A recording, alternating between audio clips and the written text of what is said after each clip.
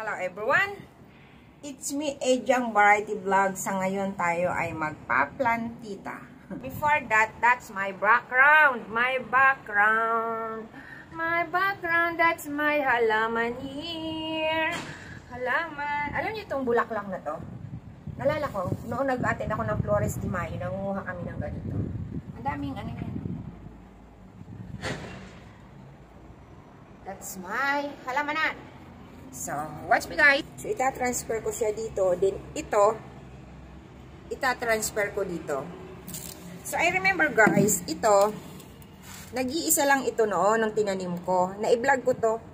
Liit lang siya. Nung lumaki, i-transfer ko dito. So, dumami siya. Nag-anak-anak siya, oh. 1, 2, 3, 4. So, iniisip ko nga, kung dito, yun dito, or ito dito. So, siguro ito muna, ano, transfer ko dito, din yun doon. So, yun lang guys. Bumili siya ng bago. Ayan. Kasi yung luma, is ito yun, itatapon ko na mamaya. Wala na kasi ako ng ganito. Kaya lalagyan ko siya sa ibabaw ng, sa ilalim pala ng lupa.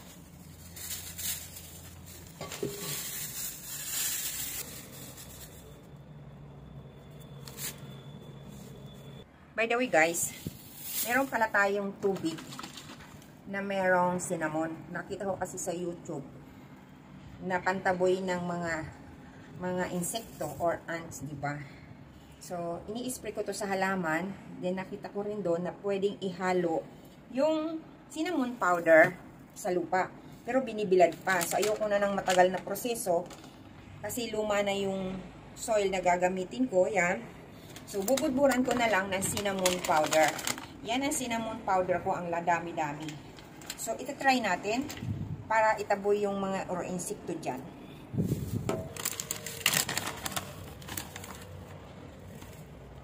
Yan.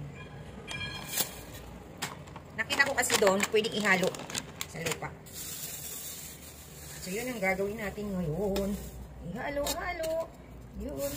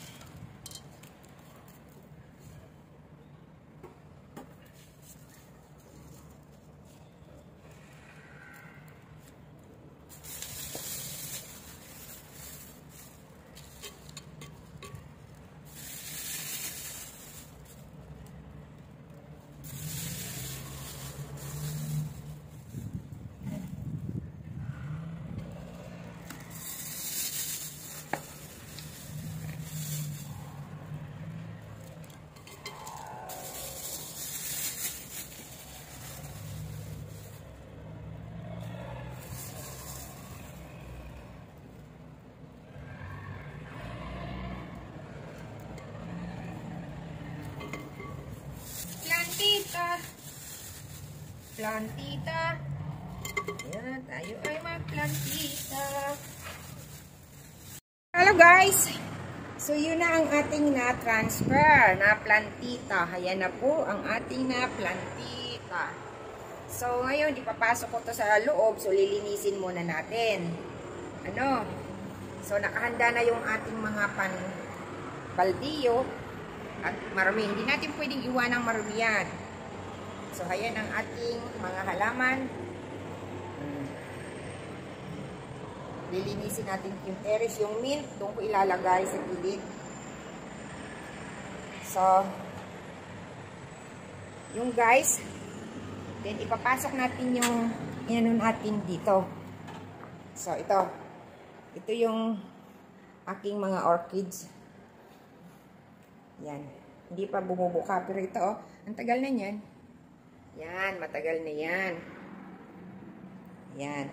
So, doon yung lugar ng dalawang paso. Doon natin ilalagay. Yun ang lugar. So, maganda lang talaga tingnan yung mga namumulaklak, oh.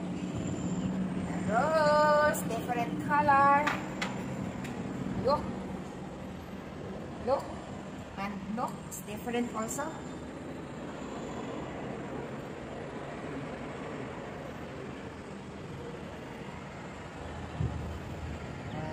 Plantita. Yan. I love it. I love it. Ang lalaki. Oh. Yun. Yun ang ating tanglad. Bye guys! Dito na lang.